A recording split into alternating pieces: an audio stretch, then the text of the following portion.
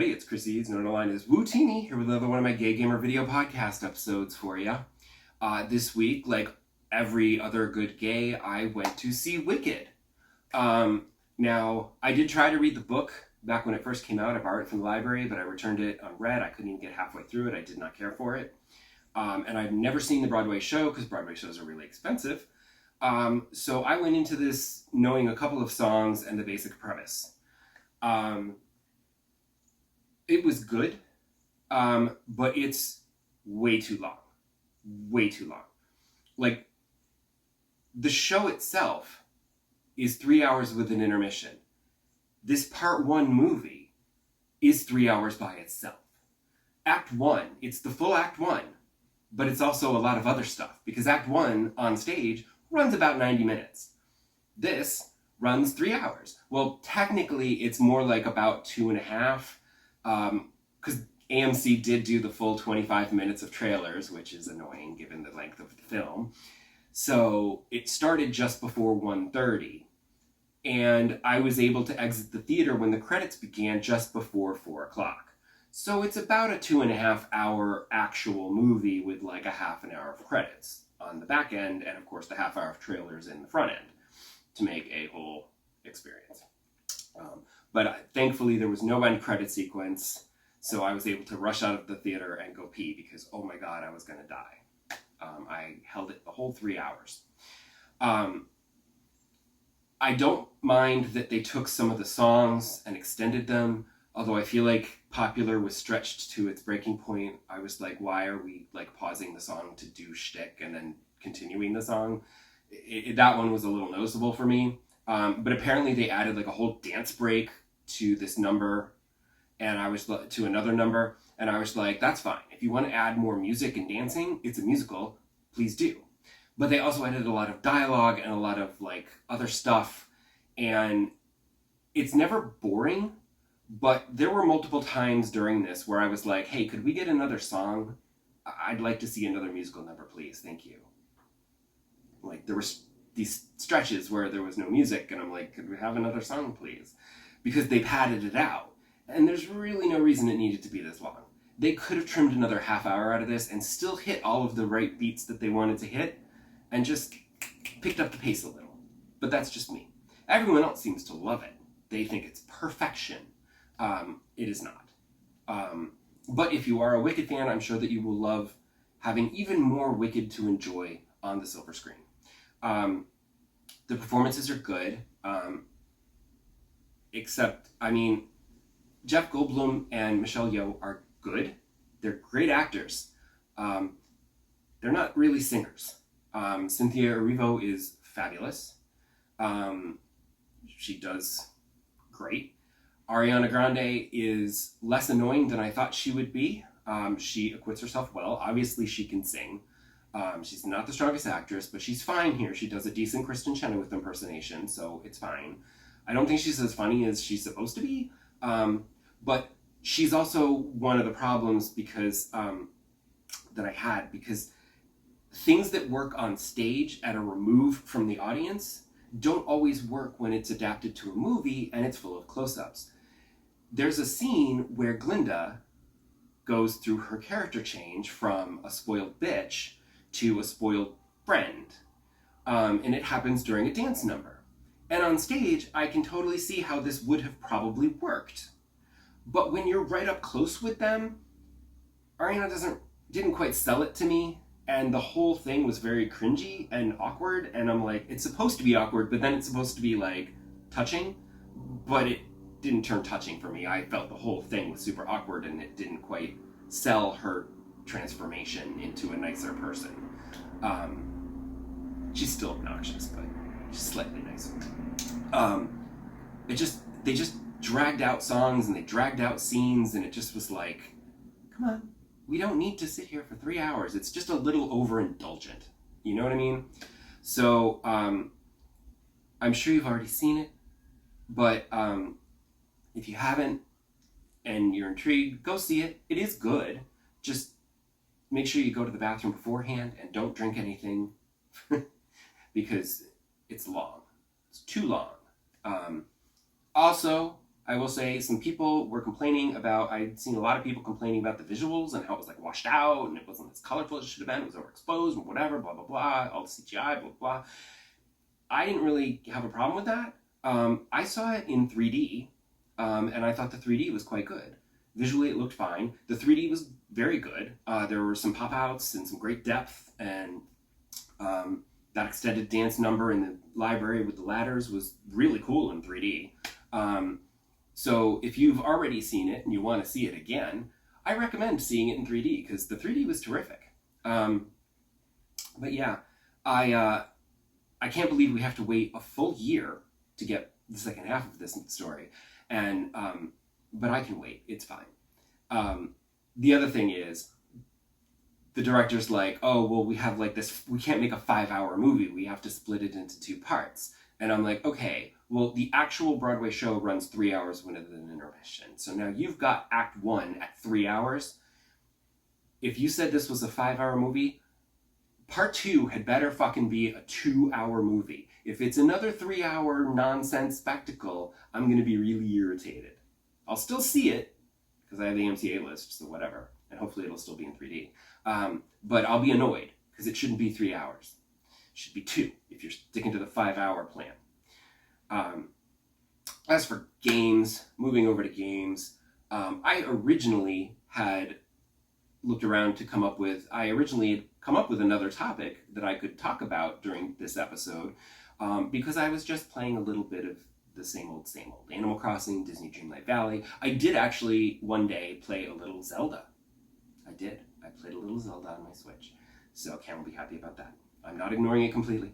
But I don't need another topic because I went and did something crazy that I will now talk about, and that will take the rest of this episode. Hopefully it won't be too long. So the Black Friday sales have already started. They start the Thursday before Thanksgiving, apparently. So all these places are like, Black Friday sales, Black Friday sales.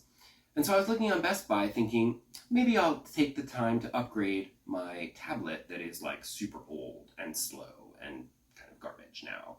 And I'm like, oh, maybe I'll upgrade to a new Samsung tablet for like $150. But then I was like, I don't really use my tablet that much. So like, things aren't great right now. So I wanted to treat myself with a little retail therapy. But then I was like, I don't really use my tablet that much. Maybe it's not worth it. And then I remembered that Sony was doing a big sale for Black Friday. So I just searched for the PSVR 2. And it turns out the PSVR 2 is on sale for $350, which is like $200 off the regular price. That's a good discount. And not only that, but the base PSVR unit is $350, but the bundle that also includes the Horizon VR game is also $350. So why you would get the regular one for $350, I have no idea. You would get the free game. I mean, why not? Even if you don't think you'll like it, get it. You might. It's the same price. Get a game with it instead of just the unit. And I very nearly was compelled to pull the trigger and buy myself a PSVR 2. Because I could play the Horizon game, I could play Moss 2, I could play that kayaking game, and I'm sure there's other games that I'd play. But then, I was like, wait a minute. Are there any discounts on Xbox Series S's? And sure enough, there is. The base Xbox Series S was on sale for $250. The 1 terabyte version was not on sale. That was still $400. And I was like, dang it. Oh no, I'm sorry, $350. It's $350 for the 1 terabyte. But it was, instead of $300, it was $250. And I was like, And I thought, I don't know. Is it worth it? Like, could I do it? I'd rather have the extra storage space, but that one's not on sale. And then I was going to go back to the PSVR too. But then I thought about it and I said, well, how much space is on my PlayStation? And it turns out the PlayStation 5 that I have, it's one of the original ones. It's not the Slim or the Pro. So it doesn't even have a terabyte of storage. It's like 800 gigs or something. And I've got like a half a dozen games on there. Sure, you gotta delete older ones as you get new ones, because you do run out of space. But I'm like, it's not that bad. So I'm like, maybe 512 would be enough. I don't know. And I want to play Rock Band, but Rock Band and a bunch of songs, that's not going to be like a huge file size. Now I know Starfield is a huge file size, and I looked that up, and it's like 120, 130 gigs, which is like insane. But I also discovered that Starfield was on sale as well for Black Friday. Instead of being $70, it was $42. And then I realized I could buy an Xbox Series S with Starfield for the same price as I would have normally paid for an Xbox Series S. So it's like getting a pack-in game, and getting Starfield as your pack-in game is awesome. So, yeah, I bought one. I ordered it, I went to Best Buy, picked it up, came home, plugged it in, and unfortunately, real life continues to get in the way, so I haven't really been able to enjoy my new, treat myself, I haven't been able to enjoy my new toy, but that's just because I was reminded of how Microsoft isn't as good as Sony. It's been a while since I played my Xbox. I forget how long ago, earlier in the year, I tried to play Rock Band on my Xbox One, and it needed a system update, and I said, okay, fine, and I updated my Xbox, and it bricked. So, I've been without an Xbox for ages. And so I turned it on, I went to set it up, and they're like, oh, you have to download the Xbox app on your phone. I'm like, okay, fine, that'll help with the setup, because you can use a keyboard, and it's a lot easier than controlling the controller to type in things. So I said, okay, this is what we'll do. Unfortunately, right at the beginning of the setup, when I'm trying to connect it to the Wi-Fi, it's like, I'm sorry, I can't use the app. You have to plug in a controller and use that. Sorry. And I said, well, thanks for nothing, Microsoft. So I finished the setup. There was a slight update, which actually didn't take too long to update. 5 minutes, not even 10. And it updated the console, everything was done.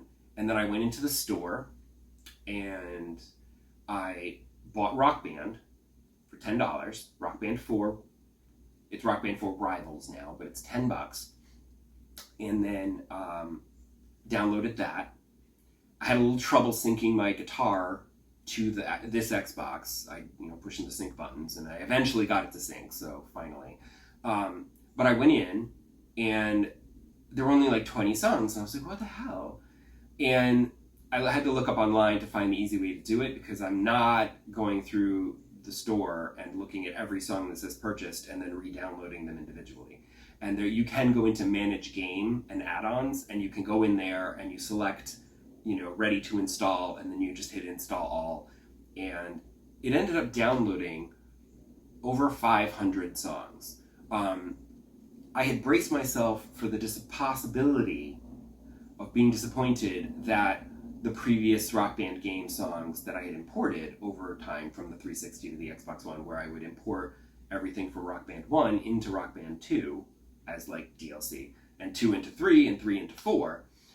I didn't know if I would get all my Rock Band 1, 2, and 3 songs. I was like, I'll get the Rock Band 4 songs, and then I will get anything that I had bought separately as separate DLC. But it turns out, I've got like 500 and change songs. I have everything. I saw they had Maps in the list, and I said, well, Maps is from Rock Band 1. It's on disc on Rock Band 1, so that's pretty much everything. There might have been a few songs that didn't carry over because of licensing issues, but I have a humongous Rock Band song library again. So I played a few songs on guitar. I'm not very good at it because it's been a long time since I've played, like over a year, so I'm not good at it. And I couldn't even blame it on like, oh, I have to like, coordinate the TV and the delay with the song, and there was no calibration necessary. Like, it was clear that I was pushing the buttons and it was working just fine. I just wasn't good at the guitar anymore. I have to get back into it. I haven't tried drums or singing yet, but the guitar is nice and quiet, so I can play that without disturbing my husband. Drums and singing will disturb him, especially the singing. But I did run into a problem downloading all of my Rock Band songs because it like froze and it wouldn't download anything.